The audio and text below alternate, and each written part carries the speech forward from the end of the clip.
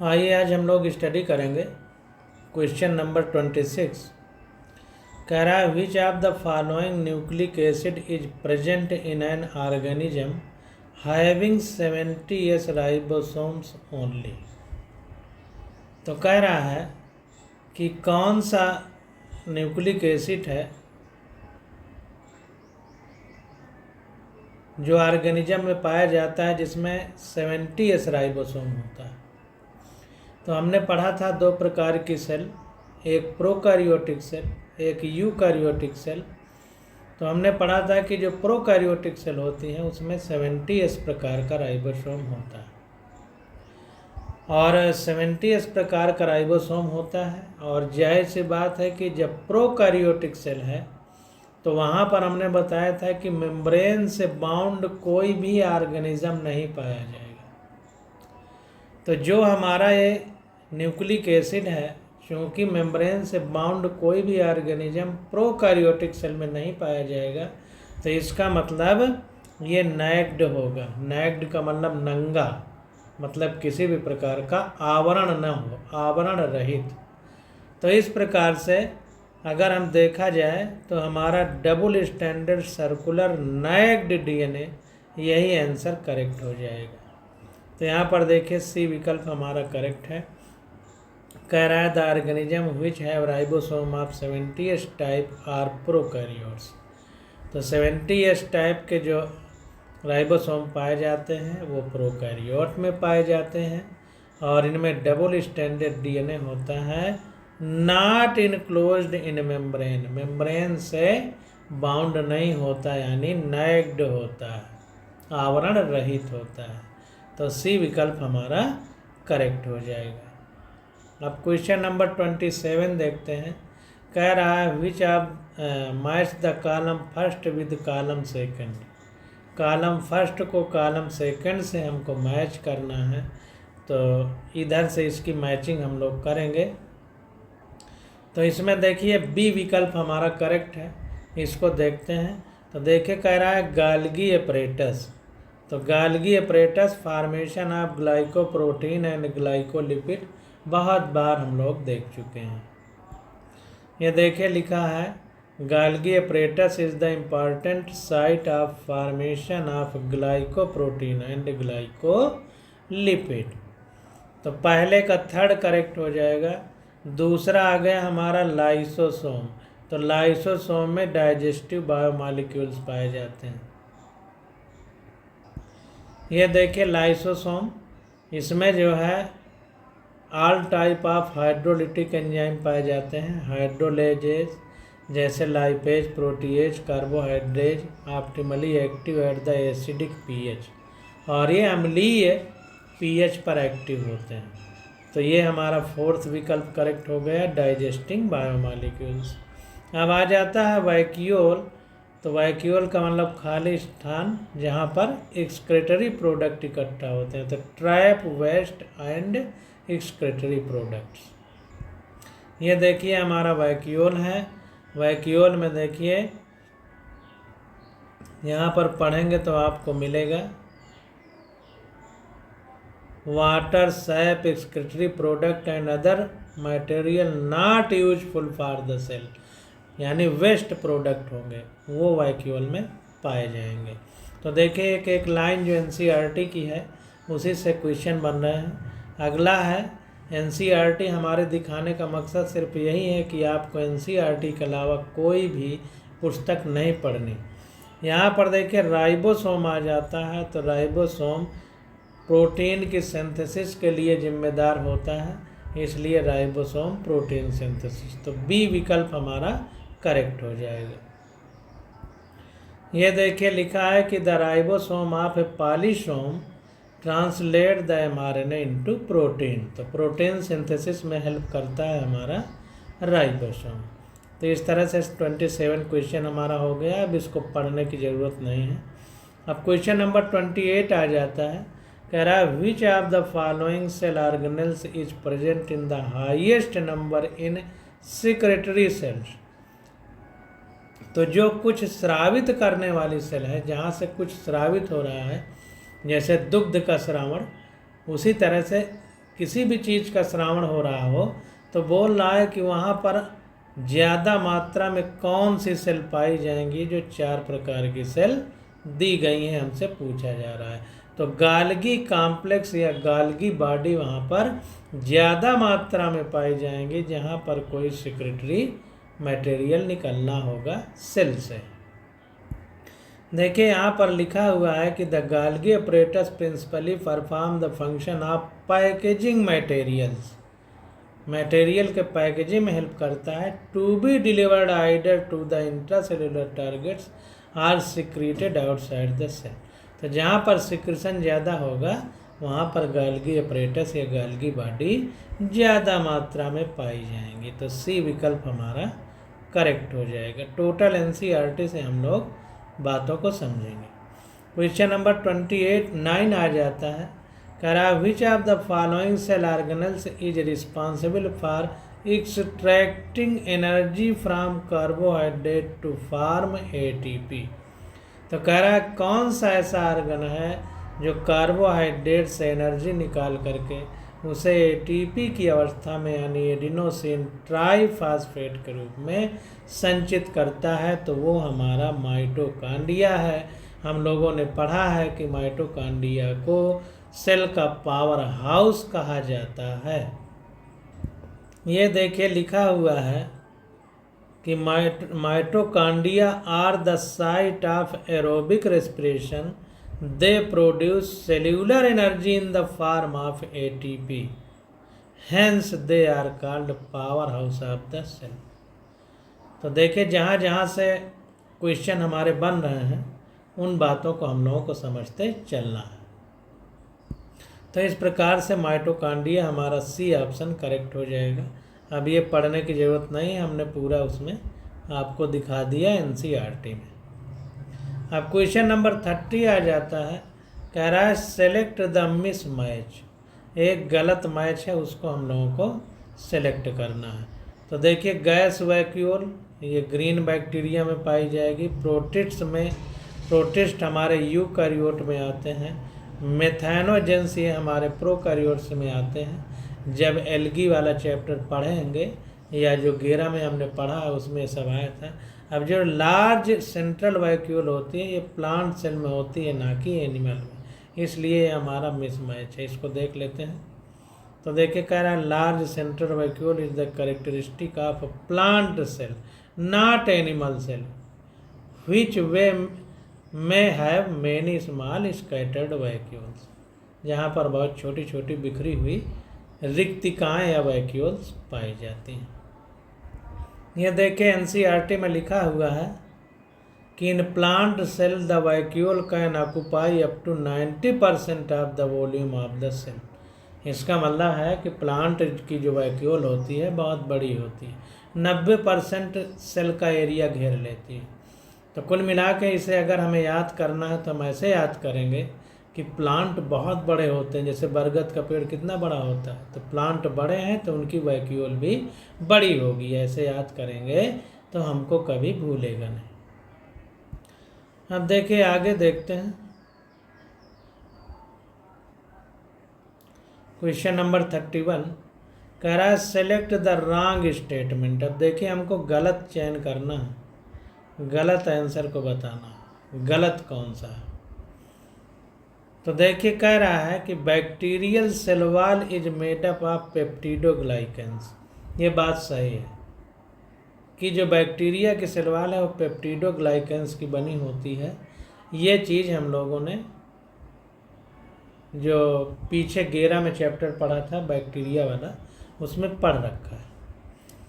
तीसरा है देखिए cyanobacteria lack of flagellated cell.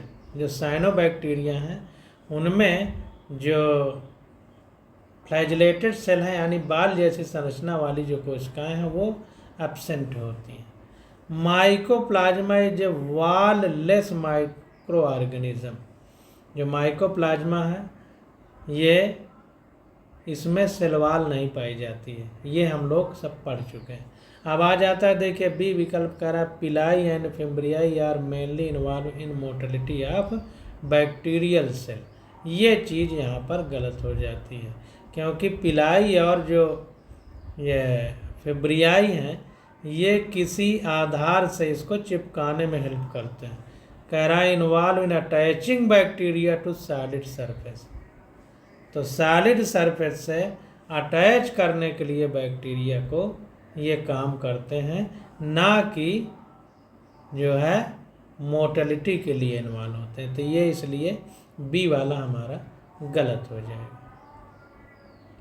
अब देखिए 32 आ जाता है। कह रहा है cell organelles containing hydrolytic enzyme is. Hydrolytic enzyme देख चुके हैं, लाइसोसोम में पाए जाएंगे। एनसीईआरटी में हम लोग अच्छे से देख चुके हैं। लाइसोसोम, हाइड्रोलिटिक एंजाइम, तो इन सब को आप अंडरलाइन कर लीजिए, यही डायरेक्ट पूछे जाते हैं।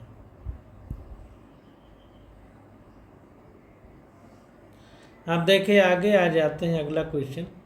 अब इसको पढ़ने की ज़रूरत नहीं है, एनसीईआरटी साथ साथ चल रही है। 33 नंबर क्वेश्चन देखते हैं। कह रहा है माइटोकॉन्ड्रिया एंड क्लोरोप्लास्ट आर। तो माइटोकॉन्ड्रिया और क्लोरोप्लास्ट के बारे में हम लोगों को पढ़ना है। अब इसमें देखिए ए और बी दो विकल्प दिए गए हैं, दो चीज़ें। सेमी ऑटोनोमस ऑर्गेनेल्स पहले में कह रहा है, दूसरे में form by division of pre existing organelles and they contains DNA but lack protein synthesizing machinery. दो विकल्प। तो पहला वाला हमारा सही है, सेमी ऑटोनोमस ऑर्गेनेल्स। ये बात सही है, पूर्णतया से स्वायत्त नहीं है, यानी पूरी तरह से अपने पर निर्भर नहीं है कि खुद अपना जीवन चला सके। सेमी ऑटोनोमस है। कैसे? माइटोकॉन्ड्रिया जो है हमारी, ये रेस्पिरेटरी ऑर्गन है एक तरह से सेल के लिए, और जो क्लोरोप्लास्ट है ये प्रकाश की रोशनी को यानी फोटान को पकड़ करके भोजन बनाता है। सेमी ऑटोनोमस है, अर्ध स्वायत्त है, पूरी तरह स्वायत्त नहीं है। लेकिन जो बी विकल्प है कि found by division of pre existing organelles and they contains DNA but lack protein synthesizing machinery, ये चीज़ गलत है। इसलिए क्योंकि ये दोनों ऑर्गेनेल्स डबल मेम्ब्रेन बाउंड हैं और यूकैरियोट में पाए जाते हैं। तो यूकैरियोटिक में पाए जाएंगे तो प्रोटीन सिंथेसाइजिंग मशीनरी का अभाव नहीं हो सकता, होती है, क्योंकि उसमें एंडोप्लाज्मिक रेटिकुलम पाया जाता है जहाँ पे प्रोटीन सिंथेसिस होती है। इसको थोड़ा सा पढ़ लेते हैं। तो यहाँ पर देखिए कह रहा है both mitochondria and chloroplast are semi autonomous organelles, they have their own DNA. ये अपना खुद का डीएनए रखते हैं, which produces its own mRNA, tRNA and rRNA, जो इनका खुद का मैसेंजर आरएनए, ट्रांसफर आरएनए और राइबोसोमल आरएनए खुद बना लेता है। These organelles also possesses their own ribosomes and hence are able to synthesizing some of their protein। इनका खुद का राइबोसोम होता है और राइबोसोम में ही प्रोटीन सिंथेसिस होती है, इसलिए ये प्रोटीन सिंथेसिस भी कुछ मात्रा में करा लेते हैं। लेकिन ये बात बिल्कुल सही नहीं है कि lack of protein synthesizing machinery, करवा लेते हैं, इसलिए ये हमारा गलत हो गया। अब क्वेश्चन नंबर 34 देखते हैं। कह रहा है microtubules are the constituent of. Microtubules जो है किसका कॉन्स्टिट्यूएंट है? तो spindle fibre, centrioles and cilia. इसको देख लेते हैं। ये देखिए यहाँ पर लिखा हुआ है कि the centriole form the basal body of cilia और flagella and spindle fibre that give rise to spindle apparatus during cell division in animal cells. तो ध्यान दीजिए, अपनी एनसीईआरटी खोल के बैठिए और जहाँ से जो क्वेश्चन बनते जा रहे हैं उसको आप लोग अंडरलाइन करते चलिए। जैसे यहाँ से देखिए क्वेश्चन बना तो इसको आप लोग अंडरलाइन कर लीजिए, ये ऐसे अंडरलाइन करते चलिए। अब देखिए अगला क्वेश्चन देखते हैं। कह रहा है which one of the following cell organelles is enclosed by a single membrane. Single membrane से कौन बंद है? तो देखिए न्यूक्लियस में डबल मेम्ब्रेन होता है, माइटोकॉन्ड्रिया में डबल मेम्ब्रेन होता है, क्लोरोप्लास्ट में डबल मेम्ब्रेन होता है, केवल लाइसोसोम ऐसा है जिसमें सिंगल मेम्ब्रेन होता है। इसको हम लोग देख सकते हैं। देखिए माइटोकांड्रिया के फिगर में इनर मेम्ब्रेन है, आउटर मेम्ब्रेन है, इसका मतलब 2 मेम्ब्रेन है। क्लोरोप्लास्ट के फिगर में देखिए आउटर मेम्ब्रेन है, इनर मेम्ब्रेन है, इसका मतलब 2 मेम्ब्रेन है। देखिए न्यूक्लियस की बात करें तो पेरी न्यूक्लियर स्पेस है, इसका मतलब एक बाहर है मेम्ब्रेन है, एक अंदर मेम्ब्रेन है, तो उसी के बीच में जो स्पेस है उसी को पेरी न्यूक्लियर स्पेस कहेंगे। इसका मतलब इसमें भी 2 मेम्ब्रेन है। अब हमारा लाइसोसोम ही बचा जिसमें एक मेम्ब्रेन होगी, तो सिंगल मेम्ब्रेन वाला लाइसोसोम हो गया। अब क्वेश्चन नंबर 36 आ जाता है, कह रहा है match the column and identify the correct option. तो कॉलम को मैच करना है और करेक्ट ऑप्शन हमको बताना है। तो यहाँ पर देखिए जितनी भी चीज़ें हैं हम सारी पीछे पढ़ चुके हैं, बार बार एनसीईआरटी देखने की ज़रूरत नहीं है। थाइलाकॉइड की बात होगी तो इसका जो है प्लास्टिड से संबंध है, तो ए का थर्ड देखिए करेक्ट है।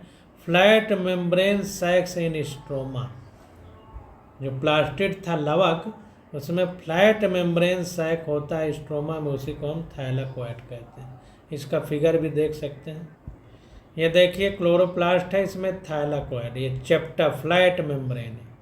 ये थाइलाकॉइड एक तरह से थाइला है जिसमें हमारी थाइलाकॉइड देखिए flat membrane sac called in thylakoid, इसी में ग्रेना भरी रहती हैं।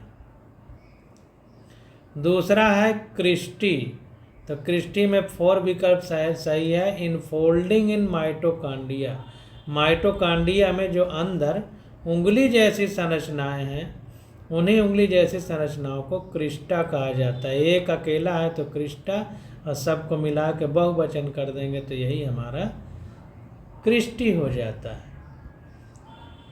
अगला है सिस्टर्नी, तो सिस्टर्नी में पहला विकल्प सही है, डिस्क शेप्ड सैक इन गाल्गी एपरेटस।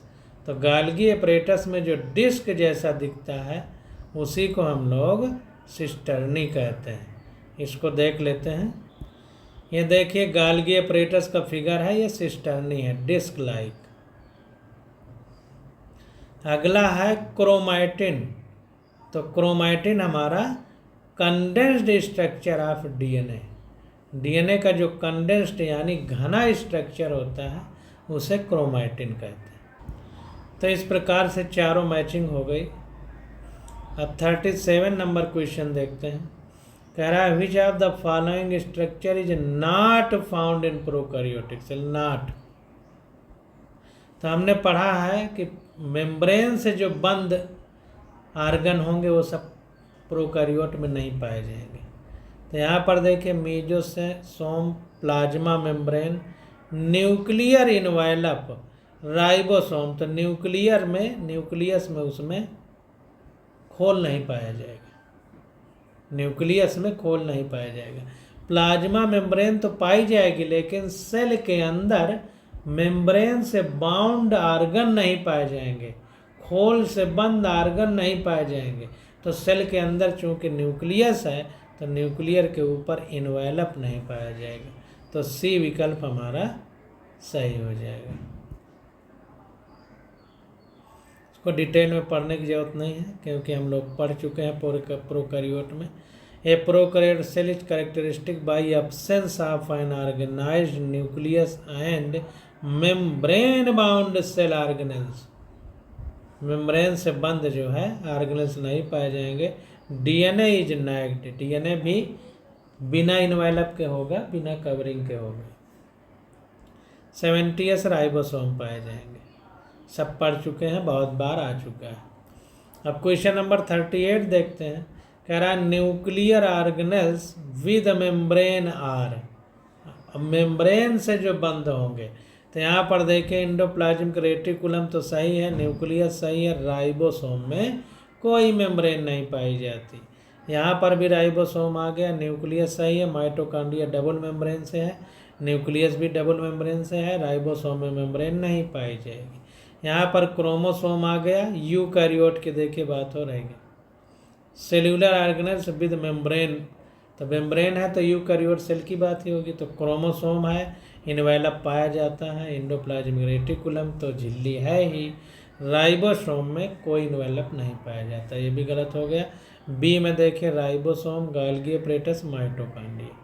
तो लाइसोसोम, गोल्गी अपैरेटस, माइटोकॉन्ड्रिया सब मेम्ब्रेन बाउंड है, तो इसलिए बी विकल्प हमारा करेक्ट हो जाएगा।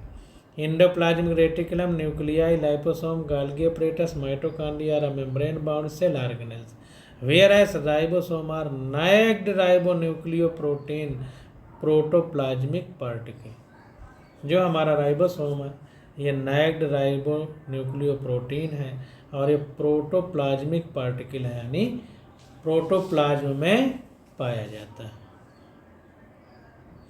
क्वेश्चन नंबर 39 आ जाता है, कह रहा है which of the following are not membrane bound. फिर देखिए वही पूछ लिया नॉट, तो इन चीज़ों को अंडरलाइन किया करिए क्योंकि ये जो है गलती हो जाती है। नॉट ना ध्यान दे के मेम्ब्रेन बाउंड ध्यान आता है, फिर हमारा सवाल गलत हो जाता है।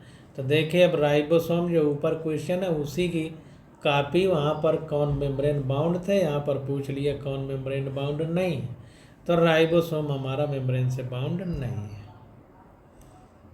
अब देखिए आगे देखते हैं 40 नंबर क्वेश्चन, कह रहा है DNA is not present in. ये 4 विकल्प दिए गए, इनमें डीएनए कहाँ नहीं पाया जाता। देखें न्यूक्लियस के अंदर डीएनए होता है, माइटोकॉन्ड्रिया हमारा सेमी ऑटोनॉमस है, उसका खुद का डीएनए होता है, पीछे पढ़ चुके हैं। क्लोरोप्लास्ट भी हमारा सेमी ऑटोनॉमस है, इसका खुद का डीएनए होता है, पीछे पढ़ चुके हैं। राइबोसोम एक पार्टिकल है, प्रोटोप्लाज्मिक पार्टिकल, अभी ऊपर ही हमने देखा, तो इसमें डीएनए नहीं प्रेजेंट होगा, तो डी विकल्प हमारा करेक्ट हो जाएगा। देखिए कह रहा है कि ribosome is a small spherical body within a living cell that is the site of protein synthesis. जो राइबोसोम है हमारा बहुत छोटा कण होता है, गोलाकार होता है, स्फेरिकल है, लिविंग सेल में पाया जाता है, प्रोटीन सिंथेसिस का रोल अदा करता है। राइबोसोम कंसिस्ट ऑफ 2 सब यूनिट, 2 सब यूनिट होती है, एक बड़ी एक छोटी, each of which comprises some RNA called ribosomal RNA and protein. They do not have any DNA. इसमें किसी भी प्रकार का DNA नहीं होता है। तो देखिए 70S राइबोसोम प्रोकैरियोट में पाया जाता है और यूकैरियोट में 70 और 80S दोनों पाया जाता है। जो 70S राइबोसोम है उसमें 50 और 30 2 सब यूनिट होती हैं, जो 80S है उसमें 60 और 40 2 सब यूनिट होती हैं। अब इनको जोड़ के गणित ना लगाइएगा कि 50 30 80 हुआ तो 70S क्यों है और 60 40 100 हुआ तो 80S क्यों है, वहाँ दूसरी गणित चलती है। तो डी विकल्प हमारा करेक्ट हो जाएगा। अब क्वेश्चन नंबर हमारा आ जाता है 41, तो इसकी स्टडी हम लोग अगले लेक्चर में करेंगे। आज बस यहीं था।